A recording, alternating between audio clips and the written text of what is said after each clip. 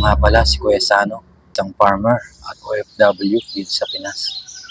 First day of work ko kaya kailangan magpakita ng gilas. 8 ng umaga nga pala ang pasok ko at 8 din ng umaga ang out ko.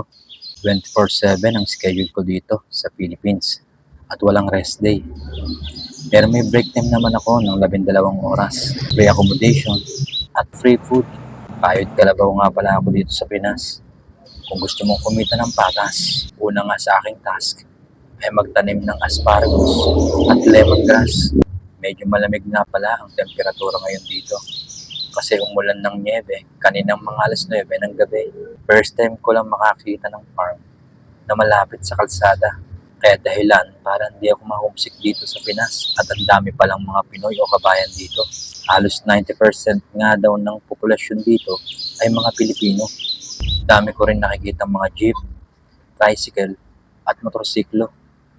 Nakaka-amaze talaga. Amazing! Sumunod ko ang ginawa ay mag-harvest ng orange at ng cherry. At ito nga pala ang aking employer dito sa Pinas na si Don Remy. Simple nga lang ang pormahan at hangang-hanga nga ako sa kanya kasi ang galing niya magtagalog. Oh, natapos si Bulbeng kaya nagagawa ko sa'yo. Oh, mag-break time ka na muna. Kaya nga nagpahinga muna ako saglit. Coffee break ko na kaya nagtimpla na ako ng espresso sabay higop. At tinernohan ko na rin ng pandesal.